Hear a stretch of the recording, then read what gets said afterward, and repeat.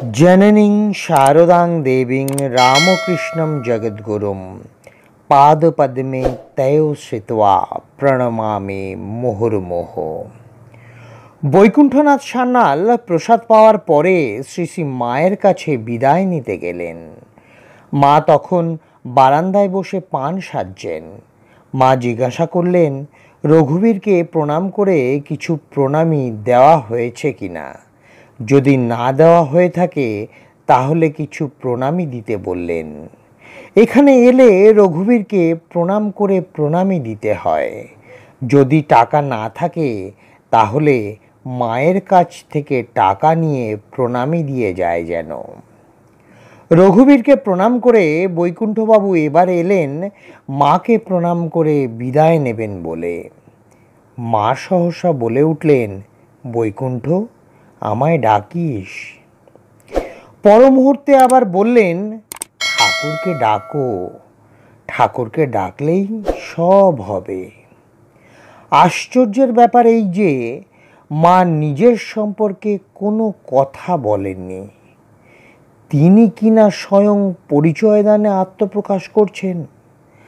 আত্মসংস্থ আত্মসংযত শ্রীমা শারদার জীবনের আবরণখানি যেন ক্ষণিকের জন্য খসে পড়েছে ভক্ত সমক্ষে। মহাভাগ্যবান বৈকুণ্ঠ।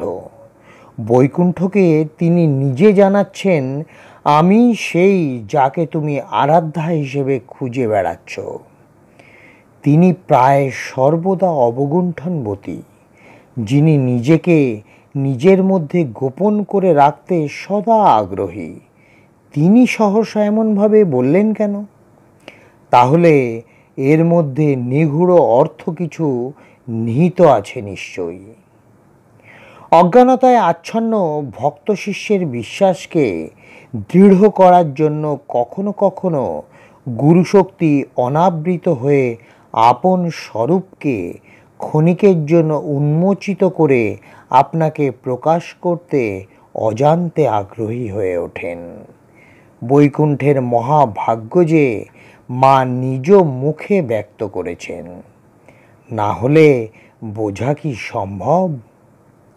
এমন দিনহীন বেশে এলে কার সাধ্য এদের বোঝে?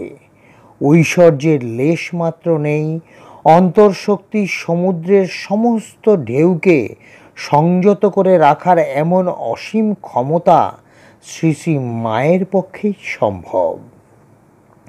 তার অতলস্পর্শী গভীরতাকে মা ঢেকে রাখতেন অতীব সযত্নে।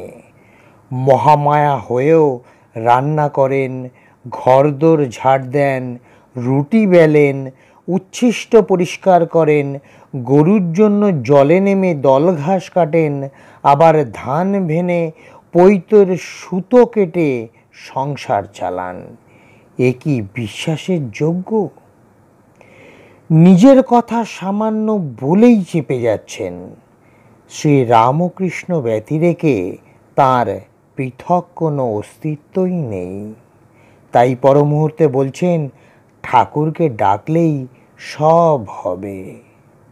ঠাকুর ও তিনি অভেদ, আমি নয়, সব তুমি। মায়ের এই বুদ্ধিমত্তাটি কিন্তু লক্ষ্মী দিদির দৃষ্টি এড়িয়ে যেতে পারেনি। শুদ্ধ স্বভাব।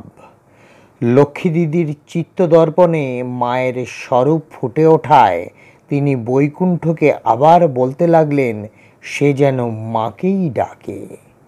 বৈকুণ্ঠকে বোঝালেন, সে যেন মায়ের বলা ওই কথা কটি ভুলে না যায়।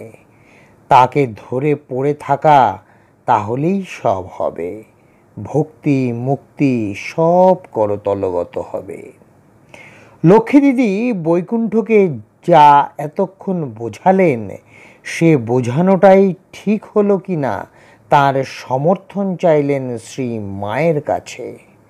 মা কোনো জবাব না দিয়ে মৌন থাকলেন, প্রতিবাদ করেননি।